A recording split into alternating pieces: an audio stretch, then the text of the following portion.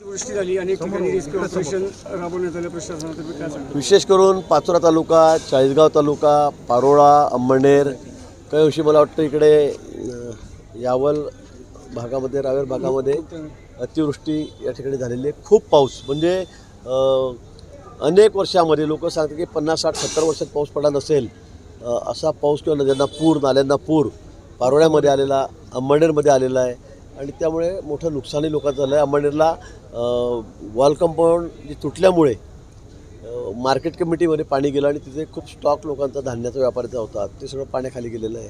अनेक घरांमध्ये पाणी गेलेलं आहे. 50-55 जनावरं वाहून गेलीत. 3 जणांच्या कॅज्युअलिटी झालेल्या आहेत. 3 लोक, काही एक जण वाहून गेला, एक इलेक्ट्रिक शॉक लागला, एक जण भिंतीखाली भिंत पडल्यामुळे दबून एक आजोबा बाबा त्या ठिकाणी गेलेले आहेत पारोळ्याला. आणि मला असं वाटतं बऱ्यापैकी चांगलं नुकसान या ठिकाणी झालेलं आहे. शेतकऱ्यांचं नुकसान झालेलं आहे. सगळ्यांचे पंचनामे करण्याचे आदेश त्याच दिवशी त्या ठिकाणी दिलेले आहेत. सगळे पंचनामे आता होत आहेत. 2-3 दिवसापर्यंत सगळे पंचनामे होतील आणि जे NDRFच्या निकषानुसार जी मदत आहे ती सगळ्यांना त्या ठिकाणी दिली. बरोबर आहे, नाशिकमध्ये पहिल्यांदा एवढ्या मोठ्या 35-40 हजार कोटी रुपये खर्च करून त्या ठिकाणी कामं चाललेली आहेत आणि त्यामुळे साहजिक आहे, कारण आता सिमेंटचे रस्ते करायचे म्हणजे ते 3-3, 4-4 फूट खर्च आहे. युटिलिटी आहे 7-7, 8-8 म्हणजे ड्रेनेज आहे, वॉटर सप्लायच्या लाईन आहेत, फायबर केबलचं काम त्या ठिकाणी चाललेलं आहे, MNGL जी गॅस पाईपलाईन आहे तिचं काम त्या ठिकाणी चाललं आहे आणि ते सगळं खाली दाबायचं आणि ते करत असताना मग खोदावं लागतं आहे. खाली जो 5-5, 7-7 फूट खोदावं लागतं आहे आणि त्यानंतर मग त्याला सेट करून त्याच्यावर मग कॉन्क्रिटीकरण होतं आहे आणि म्हणून साहजिक आहे नागरिकांना त्रास होतो आहे, नाशिककरांना त्रास होतो आहे. आणि मी आधीच सांगितलेलं होतं 2-3-4 महिने आधी की बाबा मी माफीच मागतो, पण तुम्हाला 4 महिने त्रास सहन करावा लागेल पावसाळा झाल्यावर सुरू आणि कामं अतिशय वेगात सुरू आहे. तरी काही ठिकाणी खड्डे बुजवण्याचं काम, कारण जो ठेकेदार आहे तो रस्त्याचं काम करतो आहे तर तो अर्धा रस्ता करतो आहे, तर अर्धा रस्त्यामध्ये ट्रॅफिक सुरू आहे. तर ती रस्त्याची मरम्मत असेल, त्याचे खड्डे बुजवायचं काम, त्याचं मेंटेनन्स, हे सुद्धा त्या ठिकाणी त्या ठेकेदाराची जबाबदारी आहे आणि ते त्या ठिकाणी चूकपणे करत नव्हते आणि म्हणून मी त्यांना थोडी तंबीज दिलेली सगळ्या ठेकेदारांना कडक भाषेमध्ये या ठिकाणी सांगितलेलं आहे. MNGL आमचे रस्ते झाल्यावर काही ठिकाणी खोदून राहिलेले सिमेंटचे रस्ते झाल्यावर, तर हे बरोबर नाही, म्हणून त्यांनासुद्धा आम्ही कडक भाषेमध्ये सांगितलेलं आहे. पण मला वाटतं की कुंभमेळा आता 1 वर्ष राहिलेला आहे, पुढच्या ऑगस्टमध्ये त्या ठिकाणी शाही स्नान होईल.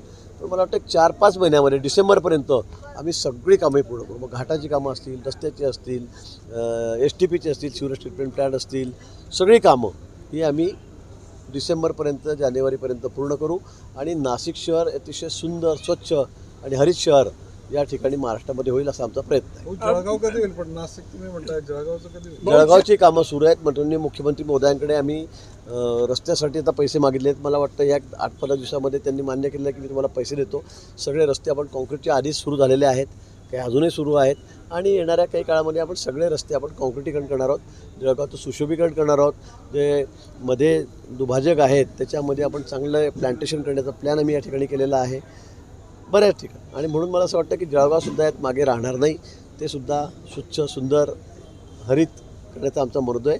आम्हाला जवळपास 5 लाख झाडं लावायची आहेत. त्याचं प्रयोजन आम्ही या ठिकाणी केलेलं आहे आणि म्हणून त्याची सुरुवात आम्ही येत्या पुढच्या आठवड्यामध्ये काहीतरी 9-10 तारीख मला महापौरांनी या ठिकाणी सांगितलेली आहे, तेव्हापासून आपण करतो आहे. पण झाडं आता तुम्ही बघा, झाडं आम्ही आता काही लहान लावत नाही. जगत कोणती झाडं नाही जी अगदी 1 वर्षाची असतील, 2 फुटाची असतील, 3 फुटाची असतील, 1.5 फुटाची असतील. आम्ही 6 फुटाच्या वर, तुम्ही नाशिकला जाऊन बघा, म्हणजे इतकी सुंदर महारान तयार झालेले आहेत की लोक आता तिथे फिरायला जायला लागले आहेत. आणि 9 महिने 8च महिन्यामध्ये जे आम्ही हैदराबादवरून झाडं लावली 15-15, 20 फुटाची, एकही झाड मेलेलं नाही. आणि आता दर रविवारी आम्ही 10,000 झाडं लावतो. आता 5वा रविवार होता, दर रविवारी आम्ही 10,000 झाडं लावतो आणि असे लाखाच्या संख्येमध्ये आम्ही झाडं लावणार आहोत. नाशिक शहरसुद्धा महाराष्ट्रातलं 1 नंबरचं शहर. आमचा प्रयत्न आहे की देशामध्ये इंदोर सगळ्यात स्वच्छ सिटी आहे, सुंदर सिटी आहे. आमचा प्रयत्न आहे की त्याच्या पाठोपाठ किंवा त्याच्या बरोबरीमध्ये नाशिकलाही आम्हाला जायचं आहे. पारधी तरसोद बायपास जो आहे तो कुठेतरी 1 वर्ष पूर्ण व्हायच्या आत त्याला भगदाड पडले. तो कालच मला जिल्हाधिकाऱ्यांनी ही बातमी दिलेली आहे. मी उद्या स्वतः जाऊन पाहणी करतो आहे. दिल्लीची टीम येऊन काल पाहणी करून त्या ठिकाणी गेलेली आहे. दुरुस्तीचं काम त्याचं सुरू आहे. पण नेमकं काय झालं, कशामुळे झालं हे आता मला माहीत नाही. पण उद्या सकाळी मी त्या कामावर त्या ठिकाणी जातो आहे, त्याची पाहणी करतो. भाऊ, विजय चौधरींची एक क्लिप व्हायरल झाली होती, विजय चौधरींची. त्यानंतर दुसरं एक राजकारणातून मला रिटायर व्हावं असं वाटतंय. जनतेमुळे मी उभी असे पंकजा मुंडे यांचं वक्तव्य आहे. मी नाही ऐकलं, मला माहित नाही. तुम्ही माझंही लावून टाकलं त्या दिवशी मी रिटायर होणार आहे म्हणून.